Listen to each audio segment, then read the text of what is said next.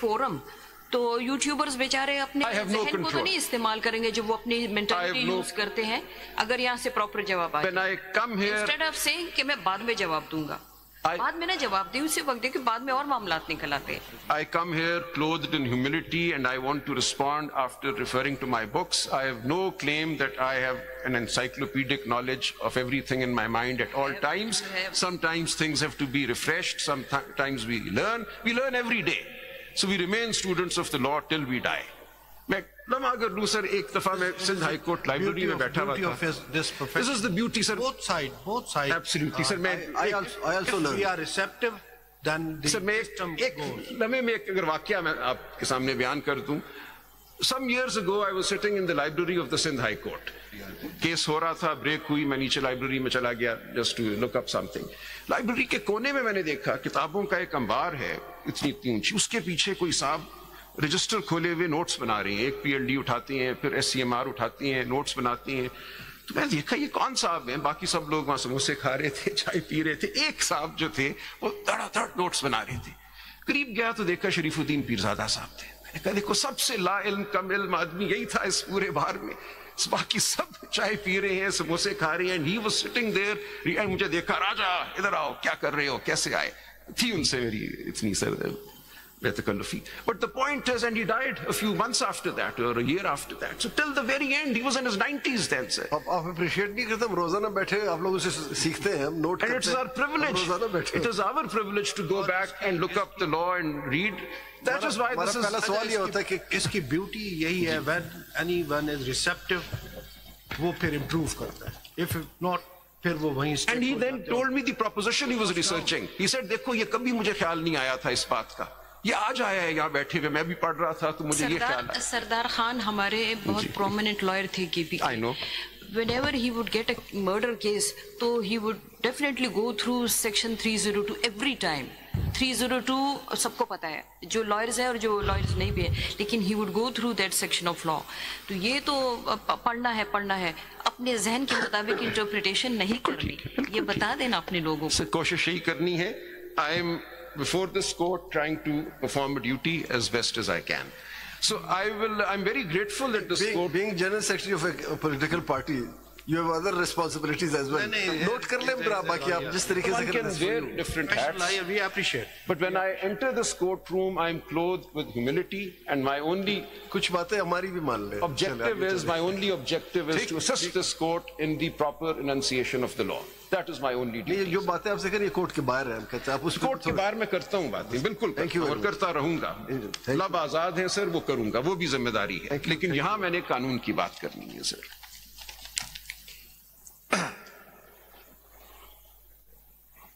आपका basic argument का जो प्रेमिस है वो जहां तक मैं समझ The entire electoral process is a fundamental right. That is, I think that what you argued is that there was a constitutional deviation. Yes, which directly impacted fundamental rights. Which has invited this court to exercise the powers for complete justice. So kindly allow me. Would you like to elaborate what the constitutional deviation you mean by that? वो एक दो दिन से हम वो पढ़ रहे थे. I'll come back to that. What was this deviation? Because you refer to the constitutional history of Pakistan, in which the martial laws were imposed, and then there was an express deviation from the constitutional clauses, and later on the Supreme Court declared and then at times referred to the Parliament. So in this context, what do you think is the constitutional deviation which was seen in the previous election? Sir, the explanation to Rule 94, the de-recognition of the PTI as a political party, that is the heart of the matter.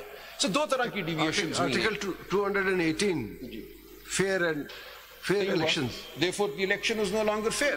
So, if I may, if the elections were not fair, why didn't the Honorable Supreme Court struck down the entire elections? Could have done so, sir. Could have done so. मैं अर्ज करता हूँ. The Supreme Court, in fact, has, I would submit, restrained itself. That is the restraint that the Supreme Court has exercised. It could have struck down the whole election, and it has happened in the recent past in other jurisdictions. Courts have struck down the entire election. But here the court simply provided a mechanism for bringing things back to the electoral path. So this was a restraint that this court exercised, and we live with it. इतने ज्यादा power भी ना देखे उसे misuse कर, खुदा ना खास्ता मिस देखिए ना, जिसमें कोई आ जाते, इवन आप या कोई भी पार्टी आ गए ना, डेफिनेटली उसको अगर फुल नहीं आप कह रहे हैं ना, चलिए सर, मामला आ गया, आपने इसीलिए उस पर फैसला कर दिया। फुल इलेक्शन में अगर आता तो डेफिनेटली सर मैं उसको दो तरह था उस पे, तो सर दो तरह की कॉन्स्टिट्यूशनल डिविएशंस हैं हमारी हिस्ट्री में, if I may. So there are two kinds of constitutional deviations in our history. One is the overt deviation when a military takeover has taken place. In 1958, again in 1969, even though we moved from a quasi-military dispensation to a full military dispensation with Yahya Khan Sahib coming in, and then again 1977 and 1999. So these are the overt constitutional intrusions leading to constitutional deviation. But then there is a second set of constitutional deviations that have happened. And these have happened, I would submit, more insidiously. They have happened under the color of the law. And they have been caused by functionaries purporting to act under authority given to them by the law. And this takes us to the Article 158(2)(b) cases, the dissolution of the assemblies.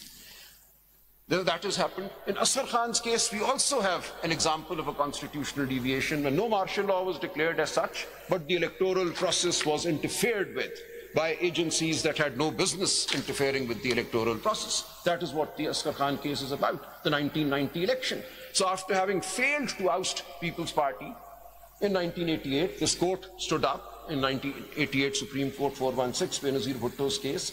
Operation Midnight Jackal was launched. That failed. And after that, before the 1990 election, this is all documented in Asghar Khan's case, so I'm saying nothing out of the history books. So that was described by your lordships as a constitutional deviation.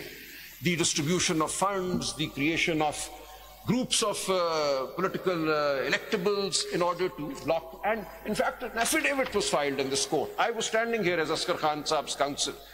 Here was General Aslam Beg, here was General Asad Durrani. And they both filed affidavits saying that yes, they had decided to interfere with the 1990 election in the larger national interest. They filed those affidavits. They're part of the record they reproduced in the Asghar Khan judgment, PLD 2012, Supreme Court, page 1. I was Asghar Khan Saab's counsel. बहुत पुरानी history है। मैं अर्ज ये कर रहा हूँ, हमारे मुल्क की बहुत पुरानी हिस्ट्री है, जरा सुन ले जी। बहुत पुरानी, बड़े अच्छी अच्छी जजमेंट्स आई। हम तो जजमेंट देते हैं जी, क्या पॉलिटिशियन उस पर अमल करते हैं? देखना, ये आपको खत्म करना। सुन ले जरा, मैं दूंगा। ये कब से सिलसिला शुरू हो रहा है? मैंने कल भी बात की, कोई ना कोई पॉलिटिकल पार्टी किसी भी दौर में उसमें बेनिफिशियरी होती है, फिर वो आके उस जो भी मामला होते हैं खुद खराब पे हमारे पास जजमेंट से बाहर जा रही है बात, इसका जवाब मैं बाहर दूंगा, मैं दूंगा इसका, यहाँ नहीं दूंगा, बाहर दूंगा। नहीं, मैं सिर्फ ये रिक्वेस्ट समझ ले सारी पॉलिटिकल पार्टी से कि आप सुधर जाए। आप बाहर बात करें। चले, मैं मौके पे दूंगा, अभी नहीं सर, अभी इसको छोड़ देते हैं। I don't want to be deviated from the case law. So there have been these various kinds of deviations.